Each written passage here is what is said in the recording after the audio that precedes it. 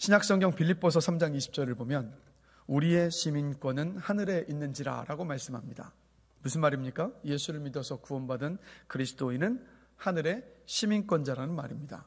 그러니까 우리 모두는 하늘의 시민권자들이에요. 자, 그런데 하늘의 시민권자이지만 이 땅에 속한 나라의 시민으로 살아갑니다. 그렇기 때문에 우리 모두 한번 보십시오. 우리 모두는 하늘의 시민권자들이지만 동시에 또 대한민국의 시민이기도 합니다. 그렇기 때문에 우리는 세상의 정치와 무관하게 살 수가 없습니다. 직접적으로든 간접적으로든 우리는 모두 정치에 참여합니다. 그리고 각자의 정치적인 견해가 있고 의견이 있습니다. 그리고 그 정치적인 견해와 의견을 주장하고 피력할 자유가 있습니다. 그러나 이러한 가운데서도 우리는 늘 하늘의 시민권자라는 사실을 기억해야 합니다. 하늘의 시민권자이기 때문에 내 정치적인 견해나 혹은 내 정치적인 의견에 앞서서 우리는 하나님의 말씀인 성경에서 정치에 대해서 무엇이라 말씀하고 있는가, 우리는 사실 그것을 먼저 살펴야 하고 바로 그 하나님의 말씀을 기준으로 삼아야 합니다. 이게 하늘의 시민권자요 이 땅에 속한 시민으로 살아가는 저와 여러분의 책임이에요. 그래서 오늘은 하늘의 시민권자이지만 땅에 속한 나라의 시민으로 살아가고 있는 저와 여러분들이 어떻게 살아가야 하는가에 대해서 함께 오늘 본문의 말씀을 통해서 생각해 보려고 합니다. 웨스트민스터 소요리 문답을 보시면 제1문이 이렇습니다. 사람의 주된 목적은 하나님을 영화롭게 하는 것과 영원토록 그분을 즐거워하는 것입니다 라고 말하고 있습니다. 자, 여러분, 하나님은 사람을 창조하실 때 어떻게 창조하셨냐면 영원을 사모하는 마음을 갖게 창조하셨습니다. 이게 또 다른 말로 하나님을 추구하는 마음을 우리 모두 갖고 있다는 얘기예요. 그래서 이게 어떤 것으로 드러나냐면 종교성으로 나타나죠. 자, 그렇기 때문에 우리의 마음은, 우리의 내면은 오직 하나님으로밖에는 채워질 수 없는 그러한 내면의 마음의 공간을 가지고 있습니다. 그렇기 때문에 우리는 하나님 중심의 삶을 살면서 하나님을 기뻐하고 하나님을 즐거워할 때 그때 참 만족과 기쁨을 누릴 수 있는 그런 존재들입니다. 그래서 우리가 이걸 언제 맛보고 경험합니까? 예배를 통해서요. 그렇죠? 예배를 통해서 우리가 이걸 맛볼 수 있어요. 자, 그러나 사람 모두 죄인이죠. 죄인이기 때문에 죄인인 사람은 계속해서 끊임없이 우리 내면에 하나님으로밖에 채워질 수 없는 그 자리를 하나님이 아닌 것으로 계속 대체하려 합니다. 자, 이게 뭡니까? 우상이죠. 그래서 하나님은 우상으로 끊임없이 하나님의 자리를 대체하는 사람의 죄성을 너무도 잘 아셨기 때문에 하나님은 10계명을 주시면서 제1계명을 이렇게 말씀하십니다. 너는 나 외에는 다른 신들을 내게 두지 말라. 자, 여기 보시면 다른 신을 내게 두지 말라라고 말씀하신 게 아니라 너는 나 외에는 다른 신들을 내게 두지 말라라고 말씀하셨습니다. 왜 다른 신이 아니라 신들이라고 말씀하셨을까? 하나님 아셨던 거거든요. 우리는 이 땅의 모든 것들을 하나님 대신에 우상으로 삼을 수 있다는 걸 너무 잘 아셨기 때문에, 그래서 다른 신들을 너에게 두지 말라라고 제1계명으로 주셨던 거였습니다. 자, 그래서 팀 켈러 목사님은 우상에 대해서 아주 명쾌하게 이렇게 정의를 내립니다. 잘 한번 들어보십시오. 우상이란 무엇인가? 무엇이든 당신에게 하나님보다 더 중요한 것이다. 무엇이든 하나님보다 더 크게 당신의 마음과 생각을 차지하는 것이다. 하나님만이 주실 수 있는 것을 다른 데서 얻으려 한다면 그게 바로 우상이다. 무엇이든 워낙 당신 삶의 중심이자 필수여서 그것 없이는 살아갈 가치를 별로 느끼지 못한다면 그게 바로 가짜 신이다. 저것만 있으면 내 삶이 의미 있어질 거야. 나도 가치 있는 사람이 될 거야. 내가 중요해지고 안정감이 들 거야. 내가 행복해질 수 있을 거야 라고 생각하는 그것이 우리의 우상이다. 그래서 여러분, 무엇이든 여러분에게 하나님보다 더 중요한 것, 무엇이든 하나님보다 더 크게 여러분의 마음과 생각을 차지하고 있는 그것, 또 하나님에게서 많이 얻을 수 있는 것인데 그것을 통해서 얻을 수 있다고 생각하시면서 여러분이 끝까지 붙들고자 하는 그것이 바로 여러분 우상입니다. 다 가지고 계실 거예요. 그런데 성경을 보면 우리가 하나님이 아닌 우상을 섬길 때 어떤 일이 생기는지를 성경이 곳곳에서 보여주고 있는데 대표적인 케이스가 구약 성경 요나를 보면 알 수 있습니다.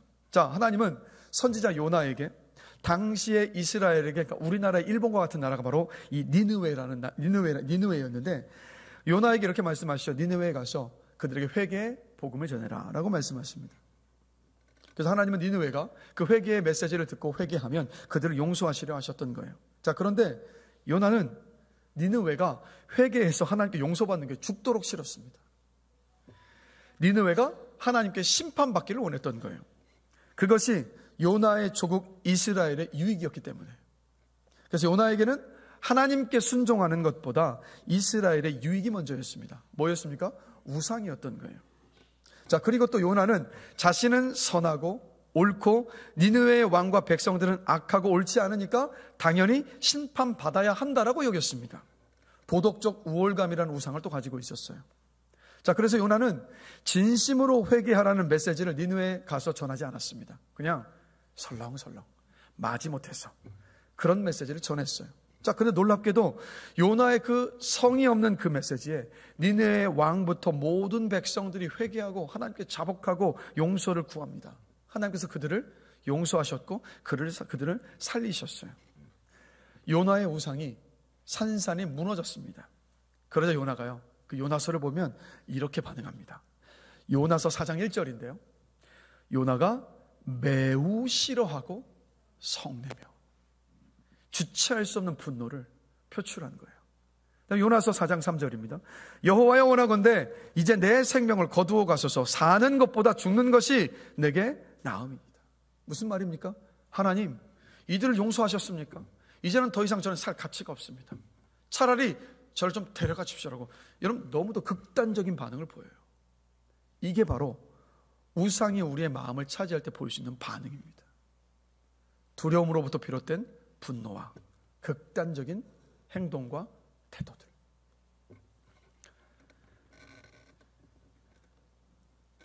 그래서 똑같이요, 여러분, 정치도 우리에게 우상될 수 있습니다. 우리에게 정치가 우상화가 되어버리면 두려움이 내 정서에 굉장히 중요하게 자리를 잡습니다. 내가 섬기는 바로 그 우상에 내 삶을 맡기면 맡길수록 그 섬기는 우상이 위험을 받으면 받을수록 우리도 똑같이 요나처럼 분노가 일어납니다. 내가 섬기고 있는 그 우상이 위협을 받으면 막 좀 안 좋은데, 아, 이거 유감이야, 야, 어렵게 됐네, 뭐 이렇게 반응하지 않아요.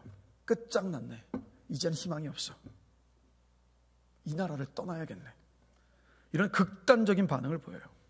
그리고 그 두려움은요, 나하고 반대편에 서 있는 사람들을 악마로 보게 할 정도까지 갑니다. 가만히 보십시오. 지금 우리나라 그렇지 않습니까?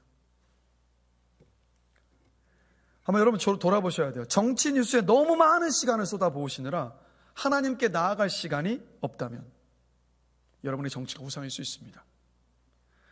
정치에 대한 지나친 희망을 가지고 있다면, 또 반대로 정치에 대한 지나친 절망을 하고 있다면 역시 정치가 여러분의 우상일 수 있습니다.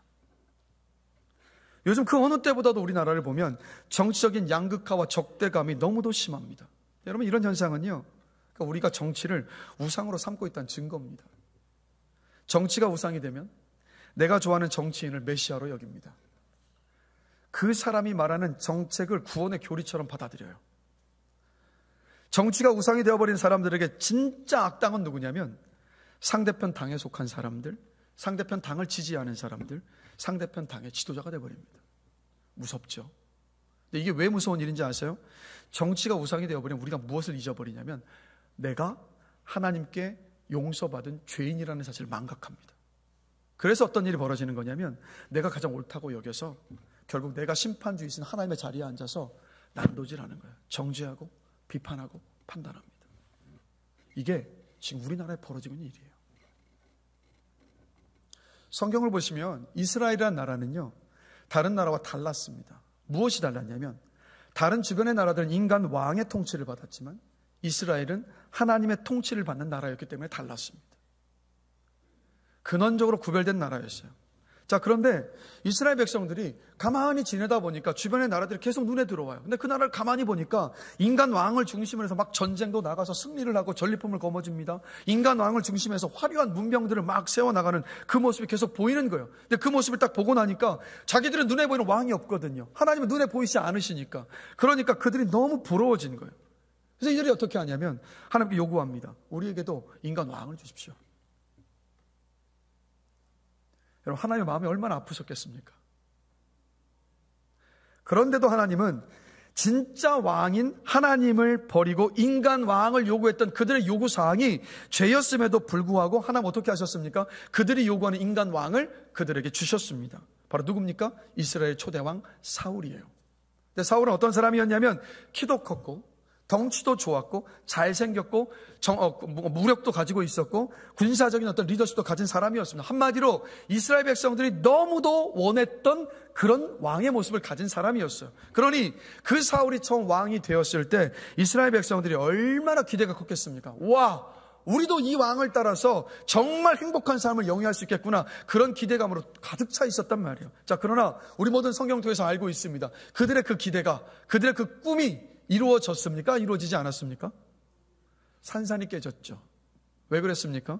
사울은 자신의 충직한 장수였던 다윗이 전쟁에 나가서 승리하고 돌아옵니다. 근데 백성들이 보니까 전쟁에서 승리하고 나온 다윗을 자기보다 더 좋아하는 것 같은 거예요. 그러니까 다윗을 향한 그 시기심에 불타올라서 사울은 어떻게 했냐면 자신이 왕으로 있었던 그 모든 시기를 다윗을 쫓는데 다 할애해버렸습니다. 나라를 다 말아먹어 버린 거예요. 백성을 유익하고 이롭게 하지를 못했습니다. 이스라엘 백성들의 그 희망이 산산이 깨져버려요. 자, 근데 그 뒤를 이어서 다윗이 왕이 되고 솔로몬이 왕이 되었고 숱한 그 다음에 이어서 왕들이 계속해서 세워졌습니다. 그때마다 이스라엘 백성들은 기대했죠. 그러나 그 기대가 충족이 되었을까요? 되지 않았을까요? 되지를 않았습니다. 우리도 이와 비슷한 선택과 경험을 계속하고 있지 않습니까?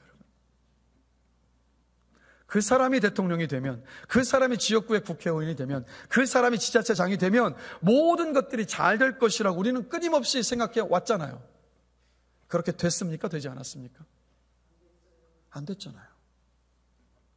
실망과 상처와 아픔을 겪지 않은 적이 단 한 번도 없습니다. 인정하시죠? 결코 제가 오늘 사람에게 기대를 걸지 말라, 지도자를 뽑는 일을 소홀히 해라, 뭐 이렇게 말씀드리는 거 아니에요. 지도자를 뽑는 일에 아무 필요 없다, 그걸 말씀하는 것도 아니에요. 여러분, 우리가 늘 기억해야 되는 것이 뭔지 아십니까? 아무리 내가 기대를 걸고 지지하는 그 사람도 불완전하고 허물과 실수가 많은 죄인이라는 거. 이걸 놓쳐버리면 안 돼요, 여러분. 우리 이걸 망각하기 때문에 그 지도자를, 그 정치인을 우리는 메시아처럼 여기는 거예요. 그들은 한낱 사람이지 메시아가 아닙니다. 그래서 여러분, 하나님을 믿지 않는 세상 사람들은요, 정치에 혹은 그들이 지지하는 정치인과 혹은 정당에 무한 기대를 걸고 무한 신뢰를 합니다. 여러분, 세상은 그럴 수 있어요. 그러나 하나님을 믿고 예수를 믿는 우리는 그러면 안 됩니다. 하나님께서 창조주시고 주권자시고 심판주이시고 예수 그리스도께서 구원자시라는 것을 믿는 우리는 그렇게 반응할 수 없어요, 여러분. 우리는 천국 시민이요, 그리고 그리스도인이기 때문에 우리는 항상 이 질문을 던질 수 있어야 됩니다. 하나님이 왕이신가? 정치 지도자가 왕인가? 나는 어디에 희망을 걸고 있는가? 이 질문을 끊임없이 던져야 돼요. 우리가 희망을 걸고 우리가 소망을 두어야 하는 것은 정치도 아니고 정치인도 아니고 하나님인 줄을 저는 확신합니다. 하나님 외에 다른 소망을 걸 것이 있다면 저에게 말씀해 주세요. 하나님 외에 우리가 소망을 둘 존재는 없어요. 죄인이어서 허물과 실수가 많은 내가 지지하는 그 지도자에게 소망을 걸 것이 아니라 살아계신 하나님께 소망을 걸 수 있는 우리 모두가 되기 전 간절히 기도합니다. 우리가 예배를 드리는 이유가 바로 거기에 있는 거 아니겠습니까? 하나님께 소망을 두기 위해서. 자, 그렇다면 우리 이런 질문을 던져봐요. 먼저 여러분께 질문 드려요. 하나님 믿으십니까? 안 믿으세요? 자, 하나님이 역사의 주관자이심을 믿으십니까? 하나님께서 인간의 주관자이심을 믿으십니까? 하나님께서 창조주이심을 믿으십니까? 하나님께서 이 모든 세상 만물의 주권자시라는 것을 믿으십니까? 자, 아멘이라고 답하셨는데, 자, 그러면 이상하죠? 그런 하나님을 믿는다고 고백하면서도 우리는 우상을 섬기는 일을 왜 하는 걸까요? 하나님을 믿고 있다라고 이렇게 고백하면서도 왜 우리는 정치를 우상화하며 사는 것일까요, 여러분? 왜 그럴까요, 여러분? 그 이유를 한번 생각해 보셨습니까? 왜냐하면 하나님을 믿기는 믿어요. 근데 하나님을 향한 그 믿음이 관념화되어 버렸기 때문이에요. 이런 뜻입니다. 누군가가 하나님이 누구십니까? 물으면 답변은 잘해요, 우리 모두요. 하나님 이런 분이십니다. 이런 분이십니다. 대답은 청산유수예요. 자, 근데 문제는 뭐냐면 그 하나님에 대해서 고백했던 나의 믿음이 내 현실의 삶에 그 믿음 그대로 적용을 안 하며 살아요. 답변 따로, 삶 따로. 교회 안에서의 고백 따로, 내 인생 따로. 성경에서 만난 하나님 따로, 내 삶에서 따로 해요. 그러니까 믿음이, 하나님 향한 믿음이 관념화가 돼버려 있는 겁니다. 자, 여러분께 질문 드립니다.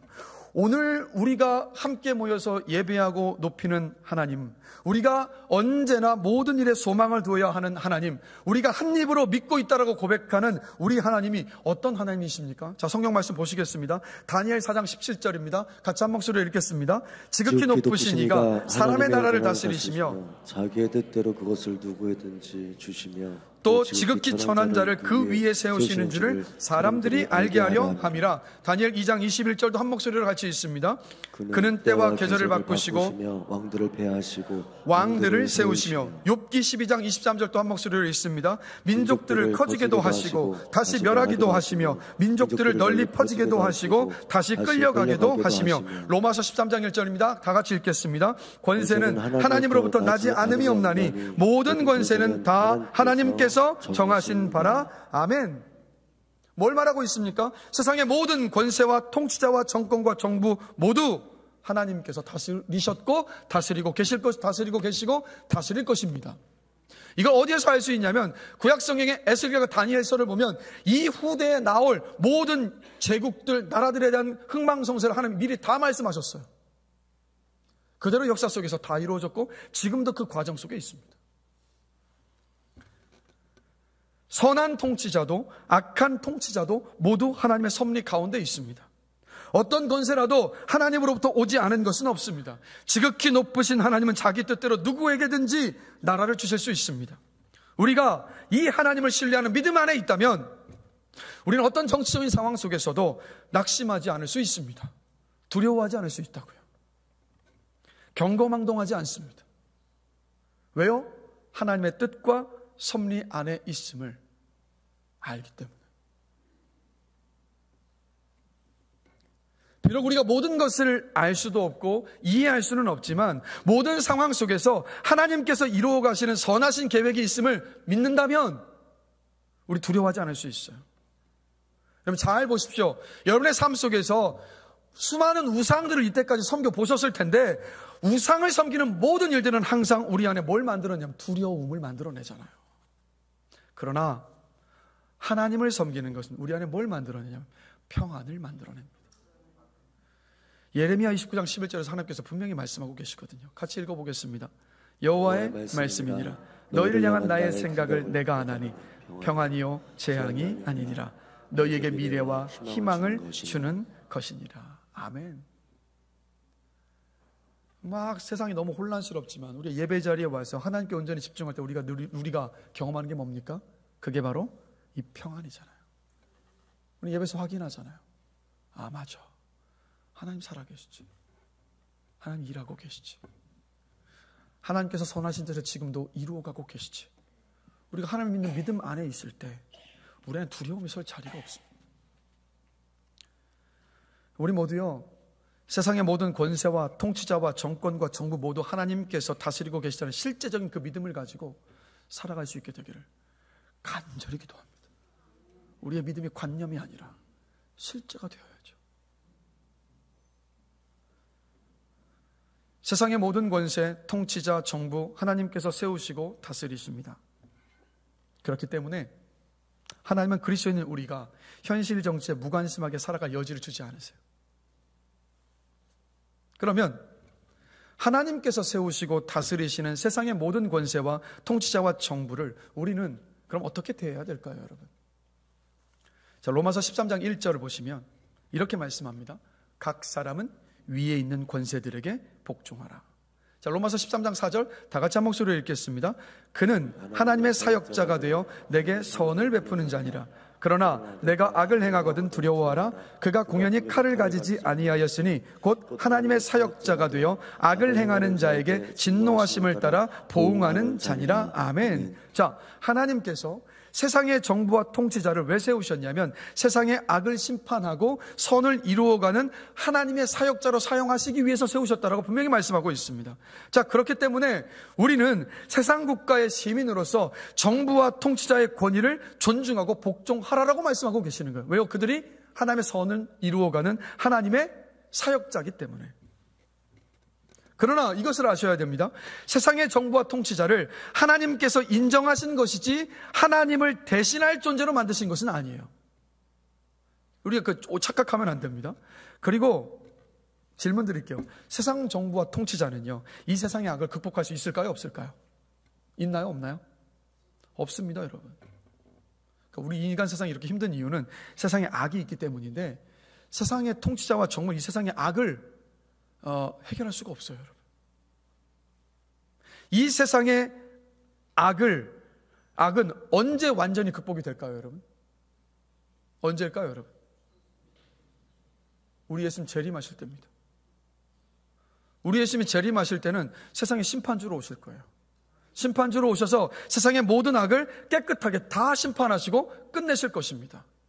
예수님께서 재림하실 때만이 세상의 모든 악이 완전히 해결될 수 있습니다. 그렇기 때문에 주님 오실 때까지 세상의 정치는요, 우리를 구원할 수 없습니다. 여러분. 인정하셔야 돼요. 어떤 위대한 정치인도 우리의 구주가 될 수는 없습니다. 이게 정치의 한계예요, 여러분. 이거 인정하십시오. 세상의 국가와 정부와 통치자는 하나님의 그 최소한의 정의를 구현하는 도구인 하나님의 사역자일 뿐이에요, 여러분.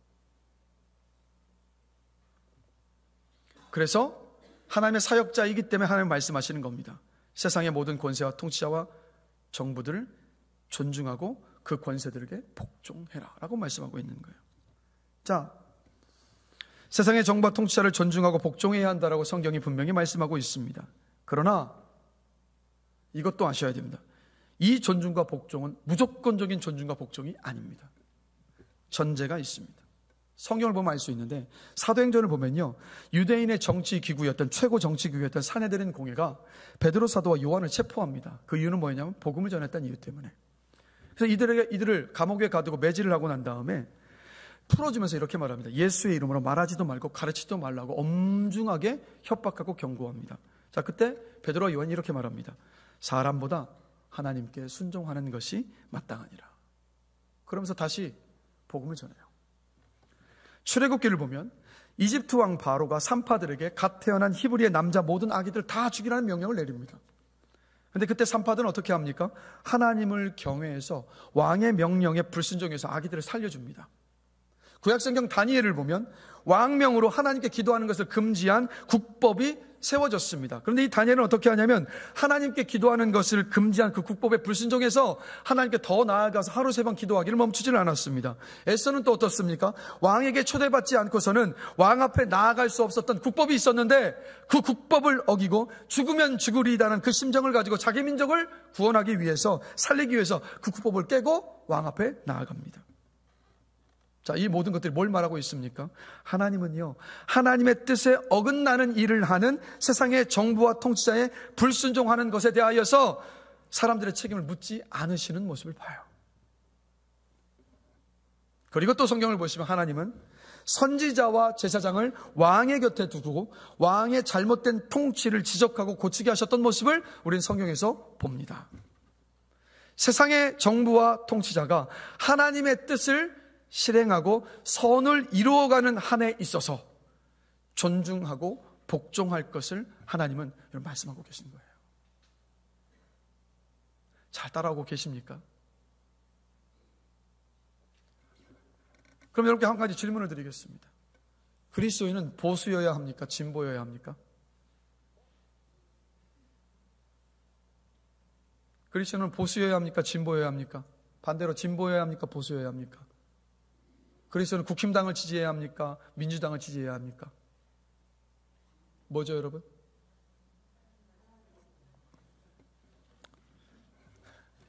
애매하시죠? 말하면 피차 민망해질 것 같으니까, 민망해질 수 있으니까. 여러분, 성경을 보면 창조의 질서를 반영하는, 예를 들면 가정과 결혼의 가치 같은 것들에 대해서 성경은 철저하게 보수적입니다. 반면 고아와 과부와 나그네와 같은 사회적인 어떤 약자들을 보호하는 것에 있어서는 성경을 보면 진보적입니다. 성경은 보수와 진보 둘 다를 말하고 있습니다. 자, 교회 안에 불문율이 있습니다. 뭐죠? 성도 간의 정치 이야기는 하지 않는 거다. 왜 그렇습니까? 보수를 지지하는 성도도 있고 진보를 지지하는 성도도 있는데, 그러면 안 되는데 너무 편향적이어서 그냥 얘기만 나왔다면 갈등이 생기기 때문입니다. 자, 그런데 제가 말씀드렸죠. 성경은 보수도 말하고 진보도 말하고 있습니다. 그러면 우리는 성경을 하나님의 말씀으로 믿고 따르고 있죠? 자, 성경이 하나님의 말씀이심을 믿으십니까? 그렇게 믿고 따르고 계시죠? 그렇다면 성경이 보수적인 가치와 진보적인 가치 모두를 말하고 있다면 우리는요, 보수가 될 수도 있고, 아니 보수가 되기도 하고 진보가 되기도 해야 되는 거 아닙니까? 왜 어느 한쪽만 굳건히 붙잡으시고 반대쪽을 욕하십니까? 보수이든 진보이든, 진보이든 보수이든. 여러분, 그건 하나님의 뜻이 아닙니다. 네덜란드에요, 아브라함 카이퍼라는 신학자이자 네덜란드 총리를 지낸 분이 있습니다. 이분을 보면 참 재밌어요. 이분은 자신이 성경을에서 발견해서 성경을 따라 추구하는 그 가치를 이루어감에 있어서, 그 가치를 이제 총리로서 나라의 정책으로서 세워감에 있어서, 만약에 자신의 그 정책을 보수가 지지하잖아요. 그럼 그 보수당과 함께 해요. 반대로 진보가 지지하잖아요. 그럼 그 진보와 또 함께 합니다. 또 이렇게도 해요.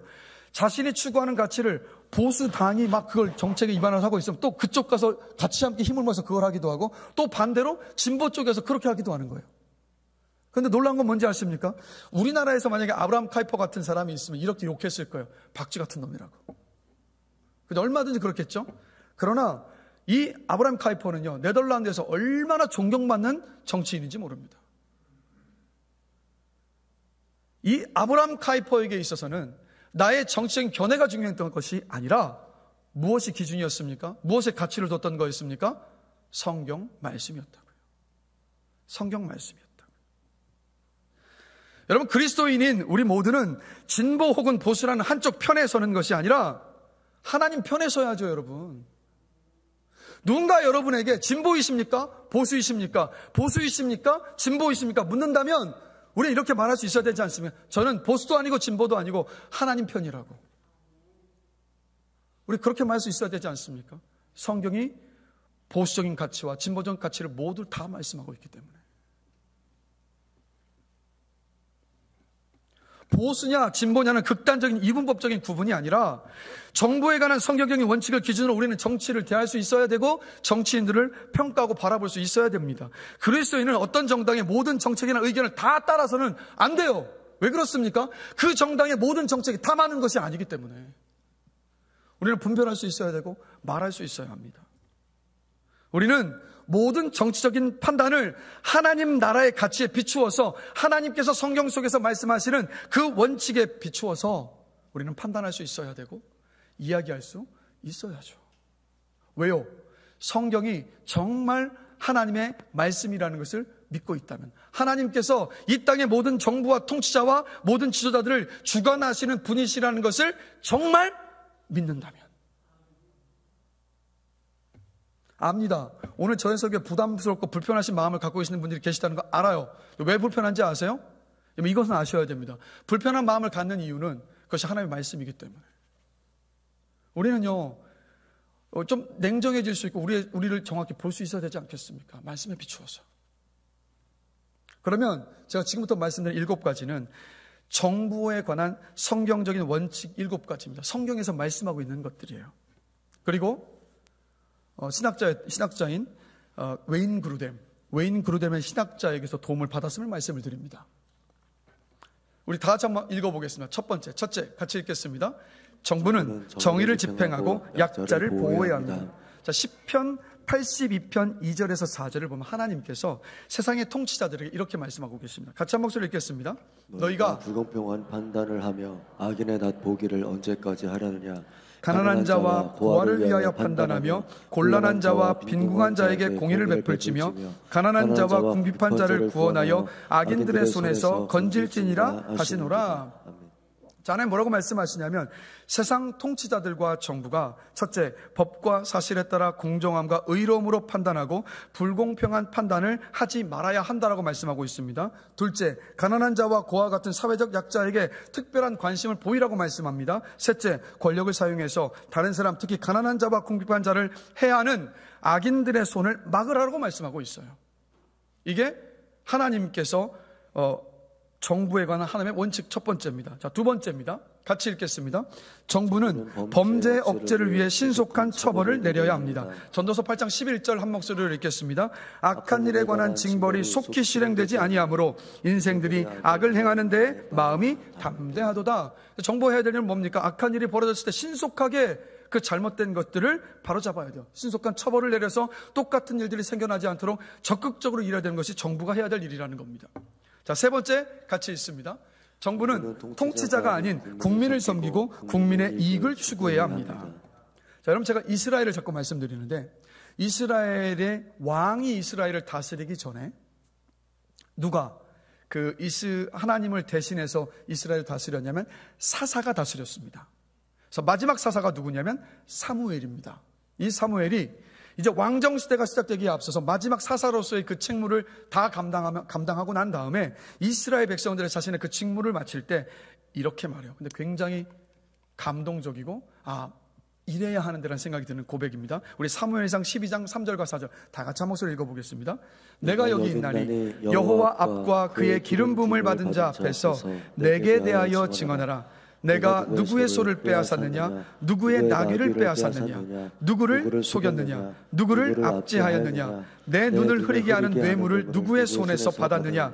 그리하였으면 내가 그것을 너희에게 갚으리라 하니 그들이 이르되 당신이 우리를 속이지 아니하였고 압제하지 아니하였고 누구의 손에서든지 아무것도 빼앗은 것이 없나이다 하니라. 이 말씀을 보면 사무엘은 이스라엘 백성들의 지도자로서 그들을 다스리면서 자신의 권력을 남용하지 않았습니다.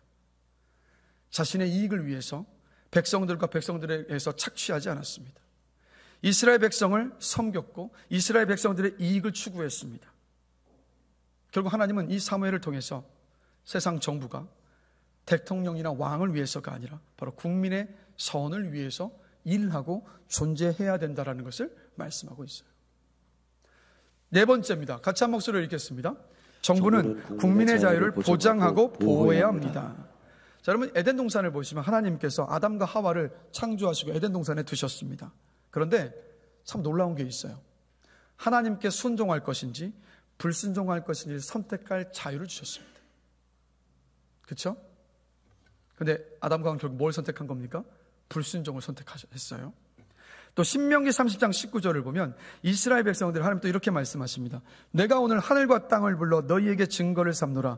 내가 생명과 사망과 복과 저주를 내 앞에 두었은즉 너와 내 자손이 살기 위하여 생명을 택하고. 역시 하나님께 순종과 불순종을 할 것인지 아닌지 그 선택권을 이스라엘 백성들에게 주시는 모습을 봐요. 자유를 허락하십니다.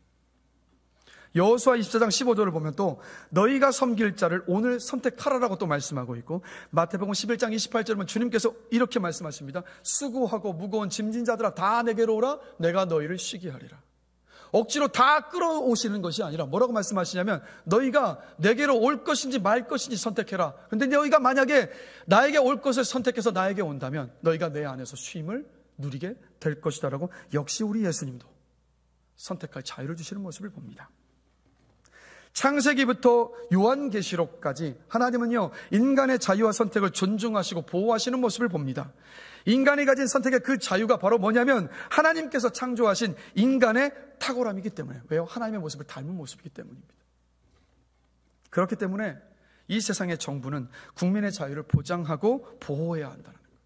정부가 인간의 기본적인 자유를 보호해서 사람들이 학교 교육과 직업과 우정과 교회와 종교적 신념과 자선활동과 돈의 사용과 시간의 사용, 그리고 오락활동과 음악, 예술, 수많은 분야에서 스스로가 최선이라고 생각하는 바에 따라서 선택할 수 있는 그 자유를 누릴 때, 그때 여러분 하나님은 기뻐하십니다.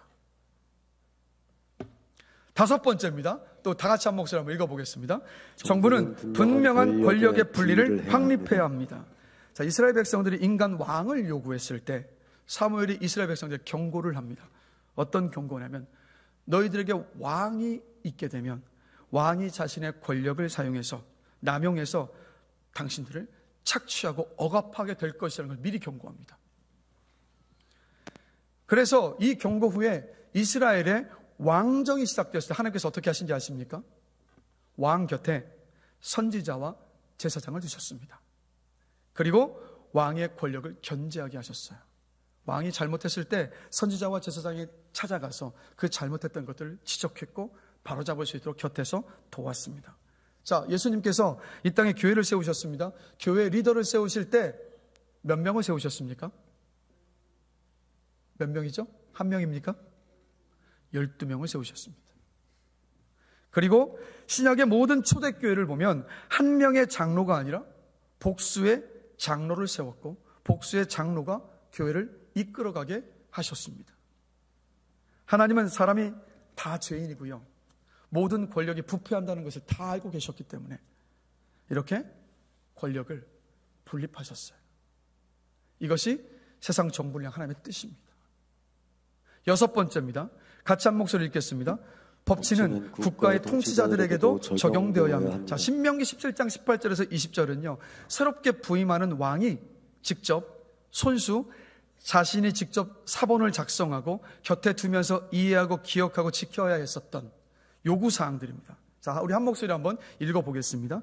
그가 왕 위에 오르거든 이 율법서의 등사본을 레위 사람 제사장 앞에서 책에 기록하여 평생에 자기 옆에 두고 읽어 그의 하나님 여호와 경외하기를 배우며 이 율법의 모든 말과 이 규례를 지켜 행할 것이라.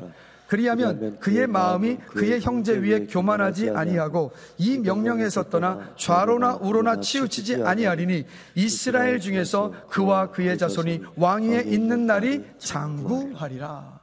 뭘 말합니까? 핵심은 이겁니다. 왕도 하나님의 율법에 순종해야 할 의무와 책임이 있다는 말씀이에요. 그래서 하나님은 왕이 법 위에 있는 것이 아니라 법 아래에 복종하는 것이라는 것을 말씀하셨고 그것을 가르치셨습니다. 그래서 좋은 정부가 있는 국가는 통치자가 법을 다스리는 것이 아니라 법이 통치자를 다스리는, 지도자가 잘못했을 때 법의 다스림을 공평하게 받는 법치 국가가 바로 하나님의 뜻입니다. 7번째입니다. 같이 함께 한 목소리를 읽겠습니다. 정부는 국민에 의해 선택되어야 합니다. 하나님은 모든 사람을 하나님의 형상을 따라 만드셨습니다. 모든 사람이 하나님의 형상을 지닌 높은 특권을 똑같이 가지고 있다는 뜻이에요. 자, 그렇기 때문에 힘과 권력과 부를 가진 사람이 정부를 이루고 다스리는 것이 아니라 국민에 의해서 선택되어야 됩니다. 왜요? 모두가 다 하나님의 형상을 따라 지음받은 그 특권을 부여받은 사람들이기 때문에, 모두가 평등하기 때문에. 그래서 성경을 보시면 모세는 하나님에 의해 임명되었지만 이스라엘의 장로들과 이스라엘 백성들의 동의를 구하는 모습을 봅니다. 사무엘도 모든 백성의 앞에 재판관으로 섰을 때 백성들의 동의를 구합니다. 왕으로 기름 부음 받았던 사울도 백성들의 동의를 구했습니다. 또 다윗이 유다의 왕이 될 때도 백성들의 동의를 얻은 다음에 유다의 왕이 되는 모습을 우리는 성경 속에서 봅니다. 바로 정부가 국민에 의해서 선택되어지는 것, 이것이 바로 하나님의 뜻이라는 것. 정부가 국민에 의해서 선택되기 때문에, 되어야 되기 때문에, 그래서 국민의 소리에 귀를 기울이는 정부가 되는 것, 지도자가 되는 것이 바로 하나님의 뜻입니다. 이게 성경 속에서 말씀하고 있는 정부를 향한 하나님의 원칙이에요, 여러분.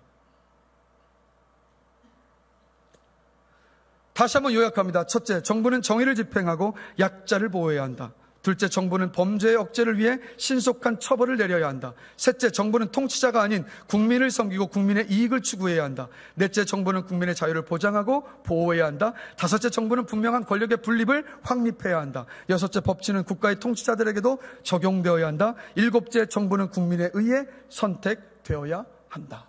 이것이 성경이 말씀하고 있는 원칙입니다. 그럼 우리는 어떻게 해야 될까요? 우리는 이 세상 나라의 시민이기도 하지만 하나님 나라의 시민이기 때문에 우리는 이 원칙을 기준 삼고 평가하고 바라보는 일에 최선을 다해야 합니다. 여러분 오해하지 마십시오. 지금 어떤 탄핵 정국을 놓고 제가 지금 하는 이 설교를 혹시나 마음 안에 저 이성진 목사도 탄핵을 지지하고 윤석열 대통령을 지지하지 않는 사람 아니야? 여러분 제발 그렇게 생각하지 마십시오. 제가 이 강단에 설 때 저는 공인의 자격으로 이 자리에 서는 겁니다. 그리고 제가 부족해서 실수가 있을 수 있기 때문에 때로는 실수가 있을 수 있어요. 그러나 최대한 저의 신앙 양심을 따라 저는요 하나님 말씀에서 이야기하는 것만을 전하기 위해서 최선을 다하고 있습니다. 이 부분은 제 양심에 거리낌이 없습니다.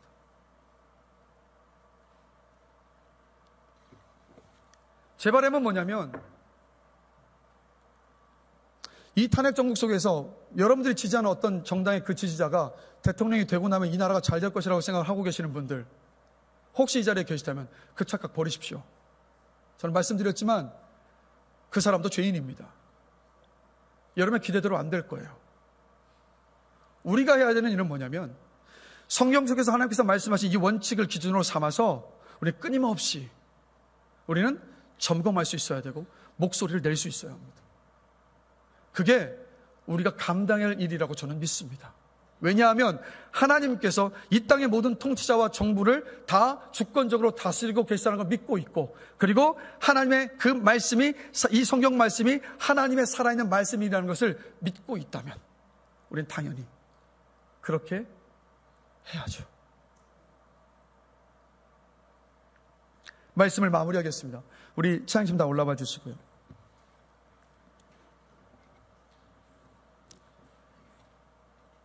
본문을 우리 다시 한번 보시겠습니다. 한 목소리로 같이 읽겠습니다. 권세는 하나님으로부터 나지 않음이 없나니. 진짜 왕은 누구십니까? 다시 질문 드릴게요. 진짜 왕은 누구십니까? 하나님이십니다. 하나님이 다스리고 계십니다. 그래서 하나님 뭐라고 말씀하시냐면 정치라는 우상 숭배하지 말라고 하십니다. 우리는 정부에 관한 하나님의 이 원칙을 기준 삼아야 합니다. 하나님의 원칙을 잘 이루어갈 수 있는 그 사람을 지도자로 선택하는 그 일에 우린 최선을 다해야 돼요. 하나님의 원칙을 잘 이루어가는 정부가 될 수 있도록 우리는 계속해서 기도해야 합니다. 그러면서 하나님의 원칙을 기준으로 바른 판단력을 가지고 신중하게 우리 정부를 평가할 수 있어야 됩니다. 잘한 일은 칭찬하며 박수 줘야죠. 못한 일은 지적할 수 있어야죠. 이거 여러분 쉽지 않습니다. 쉽지 않아요. 아시죠? 왜 쉽지 않죠? 우리도 죄인이거든요. 각자의 신념이 있고 고집이 있으니까요. 죄성을 다 가지고 있으니까요. 그럼에도 불구하고 우리는 최선을 다해서 하나님의 원칙을 기준 삼아야 됩니다. 하나님을 믿지 않는 이 세상은요 보수 편향적이거나 진보 편향적일 수 있습니다. 그러나 하나님을 믿는 그리스도인은 하나님의 원칙 편향적이어야 된다고 저는 믿습니다. 그래야 보수와 진로로 첨예하게 나누어져서 갈등과 아픔을 겪는 우리 사회를요 싸맬 수 있어요. 언제까지 이래야 됩니까 우리가? 저는요 교회와 성도가 보수와 진보 어느 한쪽에 편향적이 되어져서 사회의 갈등에 일조를 하는 것이 아니라 사회적인 이 갈등을 가라앉히고 하나 되게 만드는 통로가 되어야 한다고 저는 믿습니다. 화평의 도구로 우리를 부르셨고 우리 예수님께서 십자가에서 하신 일이 뭡니까? 갈리어져 있고 나뉘어져 있던 모든 사람들을 예수 안에서 하나 되게 하신 그 일, 그게 주님께서 하신 일이라고요. 우리는 예수님께서 이루신 그 일을요 이 땅 가운데 이루어가야 사명이 있는 사람들.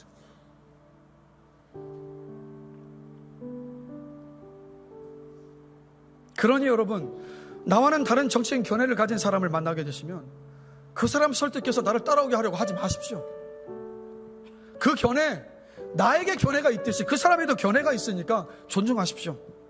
그리고요 내가 틀렸으면 제발 그것을 좀 인정하고 받아들일 수 있는 용기를 우리 좀 가지십시다. 그거 인정하는 게 부끄러운 일입니까? 그거 받아들이는 것이 부끄러운 일입니까? 그건요, 용기이고 귀한 일입니다. 더 멋진 일이잖아요.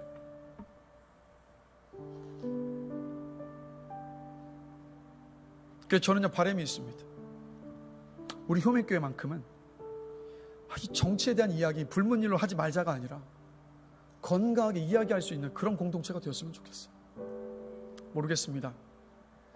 저희 목회를 은퇴할 때까지 그런 날이 왔으면 좋겠는데 저는 그런 공동체가 되었으면 좋겠어요. 지금은 그 어느 때보다도 나라를 위해서 기도해야 할 때입니다. 지금은 우리가 나라를 위해서 기도하면 기도하는 그 사회적 책임, 그래서 우리가 감당해야 될 때입니다. 그러니 새벽 기도가 되었든 금요 성령 집회가 되었든 기도하는 자리에 오셔서 기도하십시다.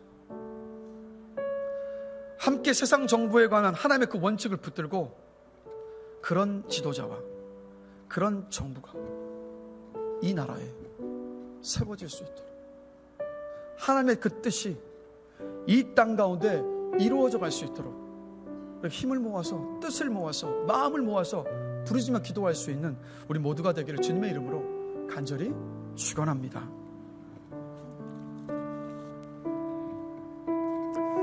우리 들었던 말씀을 생각하시면서, 그리고 또 지금 펼쳐지는 우리 나라의 어떤 상황들을 참 안타까운 마음으로 가슴에 품으면서 우리 고백하며 찬양하시겠습니다.